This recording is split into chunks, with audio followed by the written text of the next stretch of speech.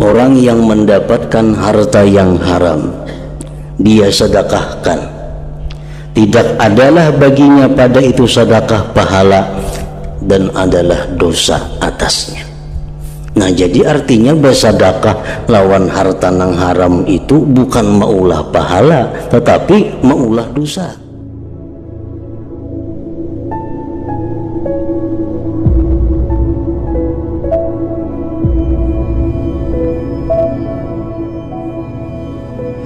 Bismillahirrahmanirrahim. Alhamdulillahilladzi tanazzaha 'anil ashbahi wan nadhair,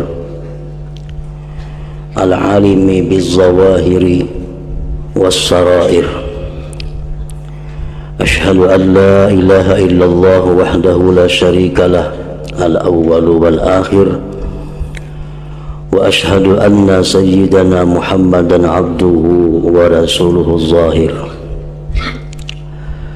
Allahumma salli wa sallim wa barik ala sayyidina wa maulana Muhammad al-mansurin nasir wa ala alihi wa ashabihi wa zurriyatihi wa atba'ihi ila yaumil akhir.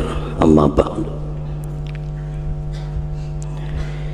Yang kita hormati dan kita cintai para habaib, para alim ulama, para muhibbin, hadirin hadirat rahimakumullah. Puji dan syukur kita haturkan kehadirat Allah subhanahu wa ta'ala yang memberikan kita hidayah dan taufik sehingga kita pada malam ini dapat kembali berkumpul bersama-sama di majelis zikir dan ta'lim yang berkah ini. Salawat dan salam kita haturkan kepada junjungan kita Nabi besar Muhammad sallallahu alaihi wasallam dan kepada seluruh keluarga, para sahabat, zuriat dan pengikut beliau. Para muhibbin rahimakumullah, al-hadisul ashir, hadis yang ke-10 dari 40 hadis. An Abi Hurairah radhiyallahu ta'ala anhu qala qala Rasulullah sallallahu alaihi wasallam, inna Allah ta'ala tayyibun la yaqbalu illa tayyiba wa inna Allah ta'ala amara al-mu'minina bima amara bihil mursalin faqala ta'ala ya ayyuhar rusulu kulu minat tayyibati wa'malu salihah. Al-ayah. Wa qala ta'ala ya ayyuhalladzina amanu kulu min tayyibati ma razaqnakum washkuru lillah in kuntum iyyahu ta'budun. Thumma zakara ar-rajula yutilu safara ash'atha aghbara yamuddu yadayhi ila as-sama ya rab wa mat'amuhu haramun wa mashrabuhu haramun wa malbasuhu haram wa ghudhiya bil haram fa anna yustajabu lidzalik. Rawahu Muslim. Hadis yang ke-10 dari Abi Hurairah radhiyallahu taala anhu. Beliau berkata, bersabda Rasulullah sallallahu alaihi wasallam, inna Allah ta'ala tayyibun, sesungguhnya Allah ta'ala tayyib, sesungguhnya Allah ta'ala itu adalah tayyib. Makna tayyib di sini adalah at-tahir. Maksudnya at-tahir itu adalah muqaddasun munazzahun anin naqais wal uyub kulliha. Sesungguhnya Allah Ta'ala maha suci daripada segala kekurangan dan ketercelaan. Itu yang dimaksud dengan tayyib. Allah Ta'ala maha suci daripada bersifat dengan sifat kekurangan atau sifat yang tercela. Setiap orang dituntut untuk mensucikan Allah daripada sifat-sifat yang tidak patut dan tidak layak terhadap Allah Subhanahu wa ta'ala. Allah Subhanahu wa ta'ala tidak boleh dikatakan zalim.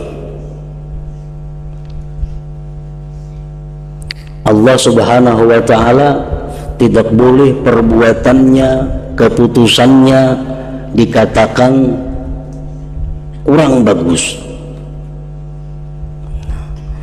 Tidak boleh apa yang diputuskan oleh Allah, apa yang dihukumkan oleh Allah dianggap tidak balas kasihan. Nah, itu berarti mensifatkan Allah dengan sifat kekurangan atau sifat tercela. Para muhibbin rahimakumullah, seringkali kita yang tidak memahami tentang hikmah syariat Allah, kita yang tidak memahami tentang aturan-aturan hukum Allah, rahasia yang terkandung di dalamnya, sehingga muncul pikiran di dalam hati kita bahwa seolah-olah hukum Allah itu kejam, seolah-olah hukum Allah Ta'ala itu tidak adil. Nah, bila mana kita mengatikadkan demikian, berarti kita tidak mensucikan Allah dari sifat kekurangan atau ketercelaan.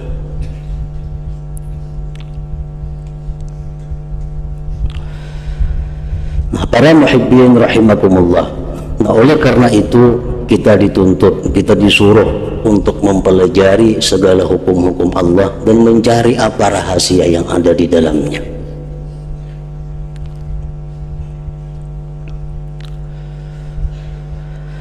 Inna Allah Ta'ala tayyibun, sesungguhnya Allah Ta'ala itu tayyib, maha suci daripada kekurangan dan ketercelaan. Segala yang diputuskan Allah, segala yang diperbuat Allah, itulah yang terbaik untuk kita.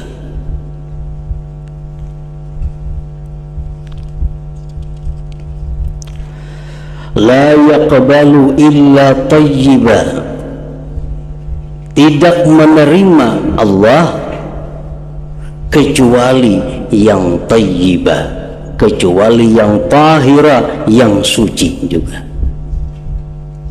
Jadi Allah yang maha suci itu tidak menerima harta benda kecuali yang suci, tidak menerima amal ibadah kita kecuali suci.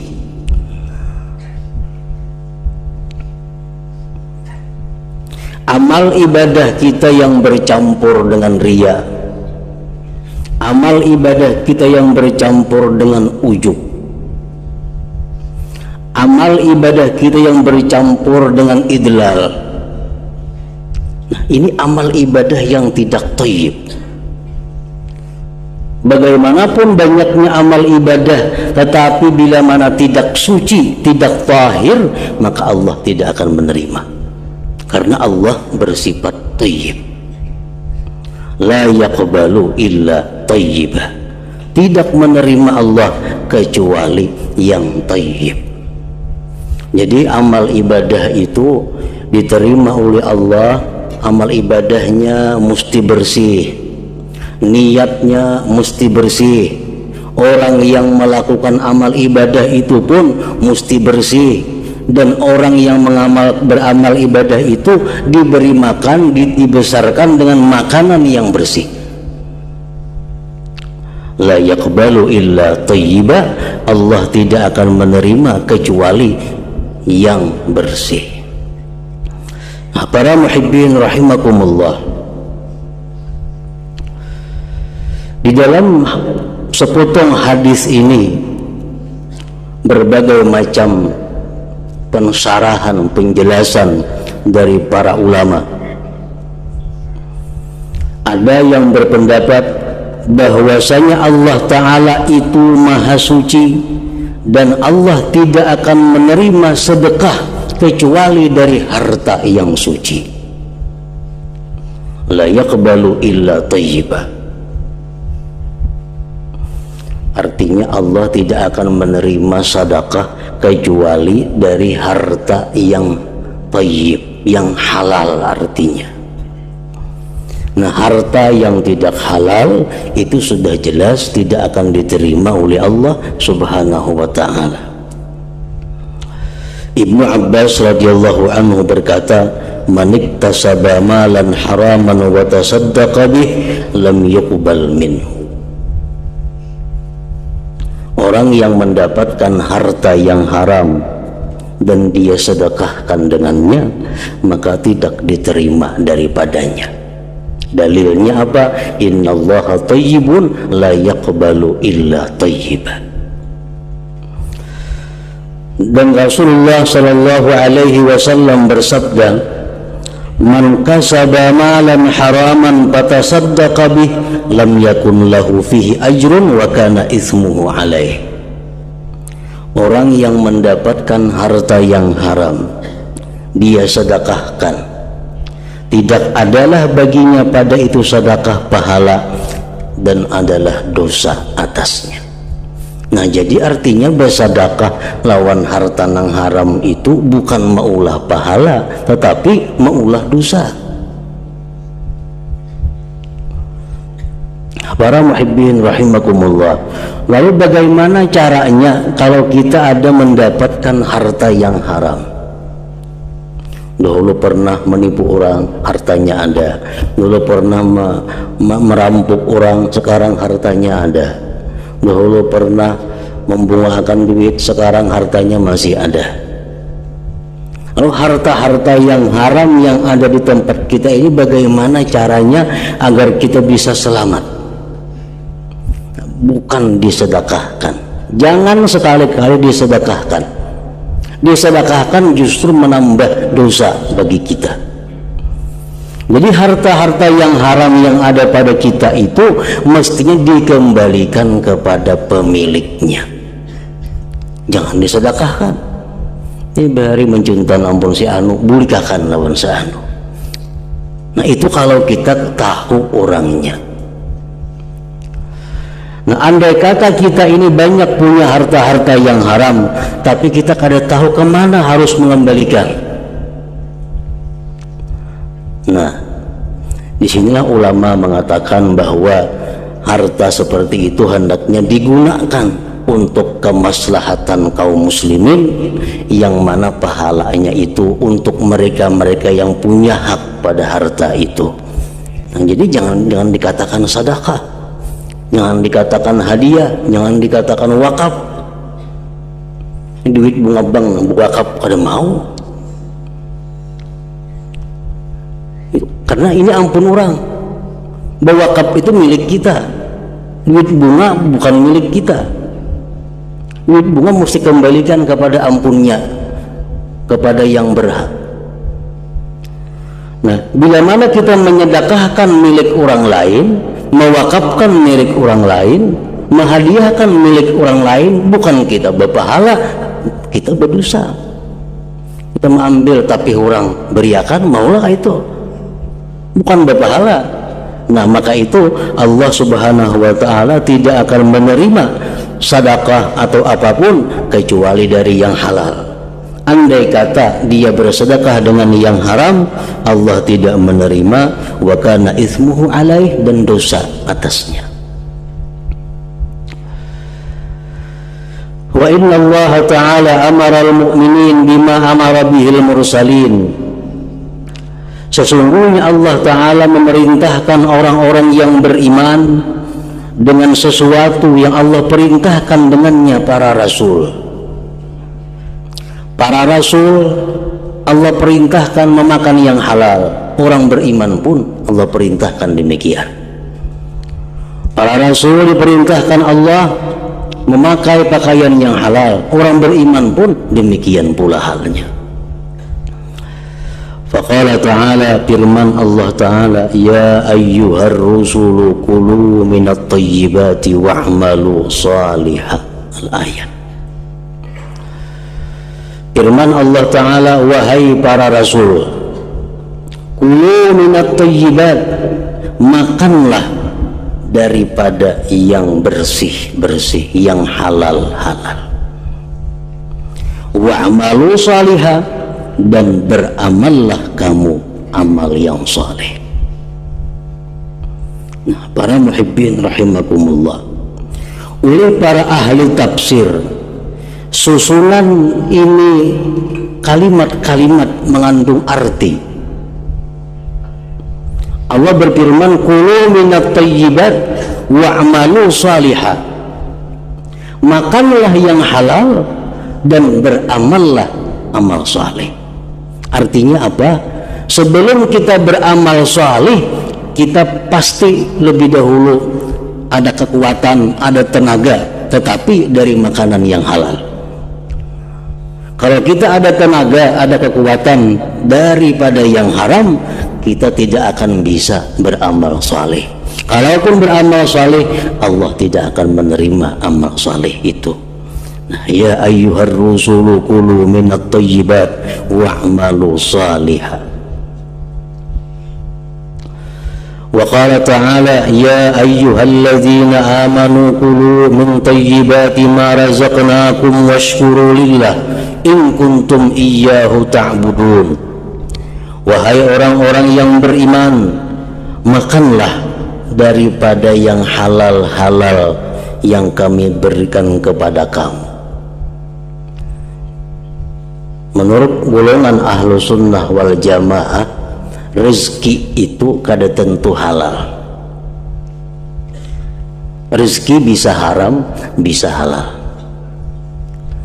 Itu golongan kita, mazhab kita ahlu sunnah mengatakan demikian. Setiap rezeki belum tentu halal. Jadi kalau kita minta rezeki yang halal.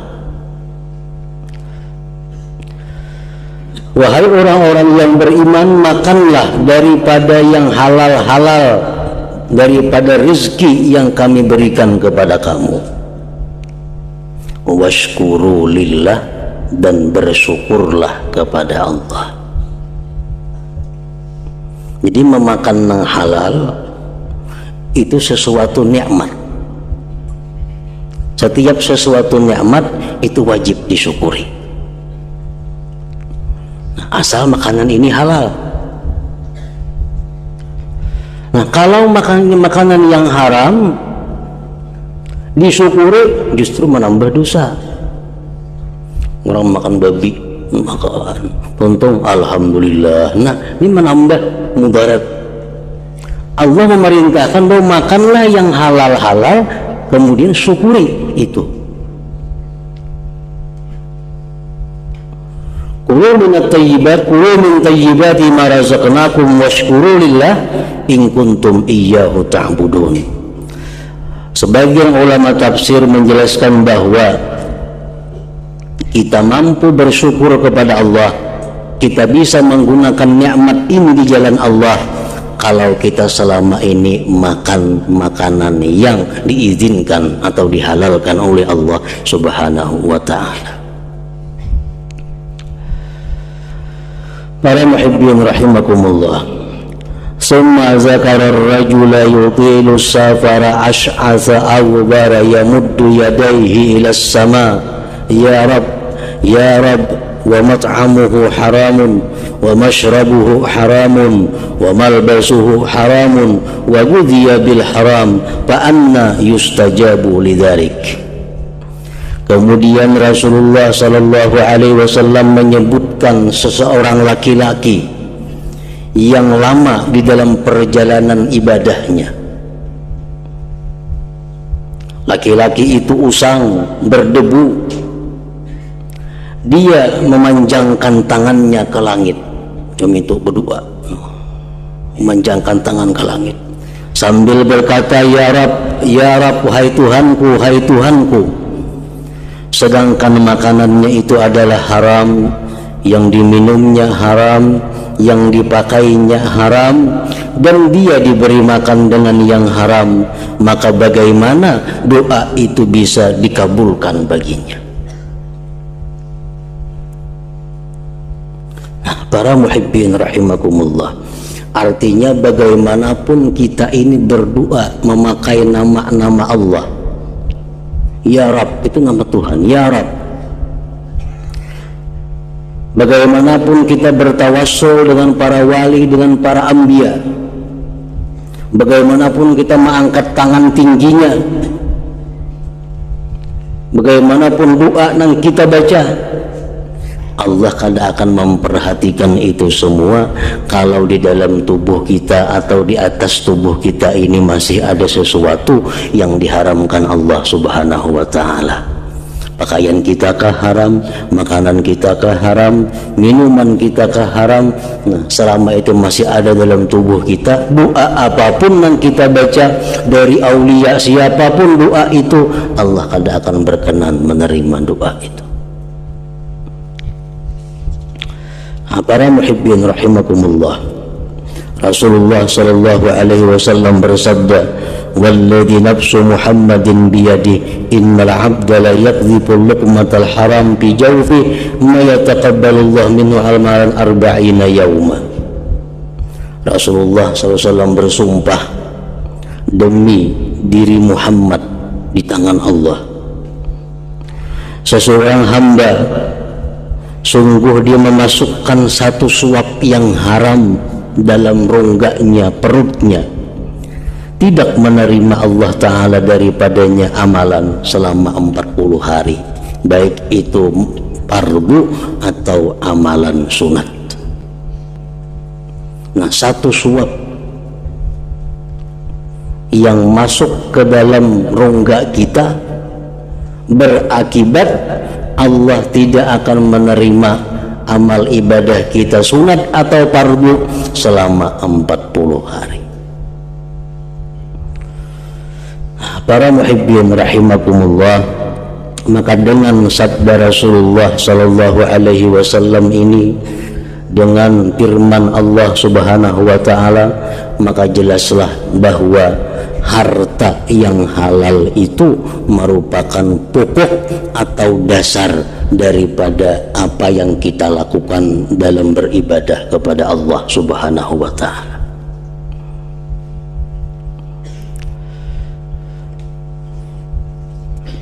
Mencari yang halal merupakan satu kewajiban. Talabul halal fardhah. Mencari yang halal itu adalah sesuatu kewajiban. Nah, jadi dengan demikian kita hendaknya sebelum kita melakukan ibadah, sebelum kita hendak melakukan taat kepada Allah, kita hendaknya meneliti terlebih dahulu apa yang telah kita makan, apa yang kita pakai, apa yang kita tempati ini sudah termasuk di dalam yang dihalalkan oleh Allah atau kada. Kita mesti zan, sangka kuat. Kalau yakin ya kada bisa yakin kita itu halal atau haram. Cuma kita ada punya zan, kita mesti sangkaan kuat bahwa apa yang kita makan ini adalah halal, dengan dalil, dengan bukti, dengan alasan ini, sehingga kita dengan berani mengatakan apa yang kita makan ini hukumnya adalah halal. Apa yang kita pakai halal. Nah, jangan sekali-kali kita secara sengaja, secara lingah, sehingga mengakibatkan makanan-makanan yang diharamkan Allah itu masuk ke dalam perut kita. Akibatnya sangat merugikan, akibatnya sangat fatal. 40 hari amal ibadah kita terkatung-katung tidak diterima oleh Allah Subhanahu wa ta'ala. Nah, oleh karena itu para muhibbin rahimakumullah, hendaknya kita memperhatikan usaha kita, memperhatikan makan-makan kita, keluarga kita, apakah ini masuk di dalam hukum yang dihalalkan Allah atau yang diharamkan Allah.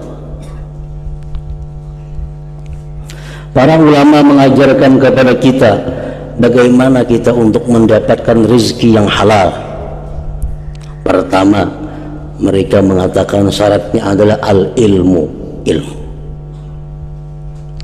Bagaimanapun kita berusaha, kalau kita kada punya ilmu, pasti kita akan jatuh kepada yang diharamkan Allah.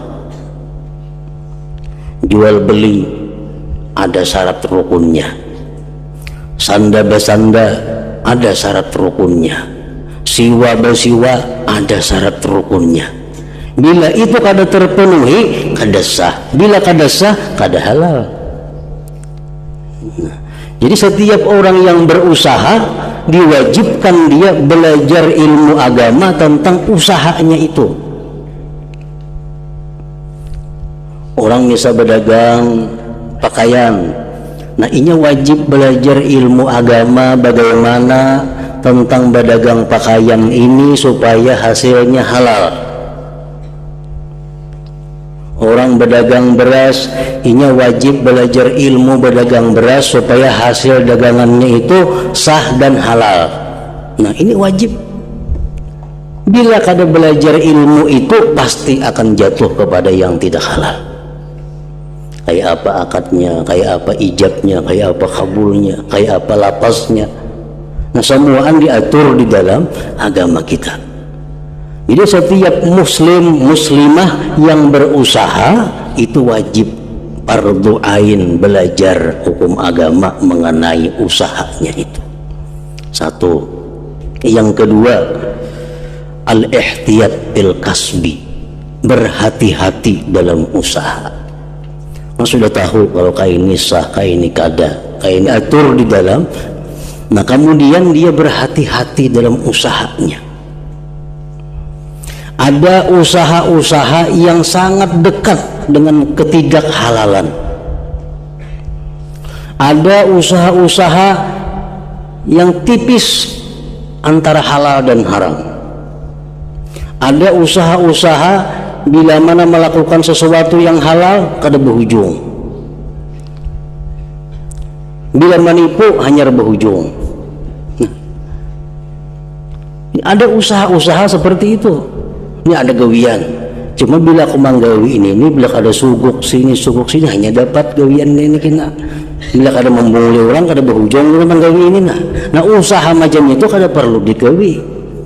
Kenapa? Karena sudah nyata dari yang tidak halal, usahanya kada halal, pekerjaannya pun hasilnya kada halal.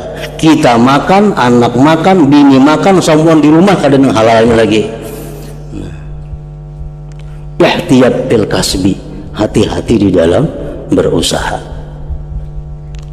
Kita punya ilmu, kada ilmu banyak tuan guru, banyak ulama. Kita disuruh berkawan ulama, bertakun hukum. Kita disuruh dekat dengan para ulama supaya bisa mengetahui hukum-hukum Allah. Nah, bertakun ini boleh kada, macam ini boleh kada, atau boleh atau kada. Nah, supaya apa? Supaya terhindar dari apa yang diharamkan oleh Allah Subhanahu wa ta'ala. Yang ketiga, ad-du'a ilallah ayyarzuqahul halal. Nah, sudah punya ilmu halal haram sudah kita ketahui, berusaha sudah hati-hati. Yang ketiga yang paling penting adalah minta kepada Allah agar diberi rezeki yang halal. Nah, bila tiga hal itu ada dalam kita, ada dalam diri kita, insya Allah apa yang kita miliki, harta-harta benda itu, harta benda yang halal. Yang bila mana kita makan, bila mana kita berikan, bila mana kita sedekahkan, akan mendapat pahala ganjaran dari Allah Subhanahu wa ta'ala. Nah, kemudian selanjutnya hadis yang ke-11 an Abi Muhammad Al-Hasan ila hadratin Nabi sallallahu alaihi wasallam al-Fatihah. Iyyaka na'budu wa iyyaka nasta'in ihdinas mustaqim. Asyhadu an la ilaha illallah wahdahu la syarika lah. أشهد أن سيدنا محمدا عبده ورسوله لا إله إلا الله نستغفر الله لا إله إلا الله نستغفر الله لا إله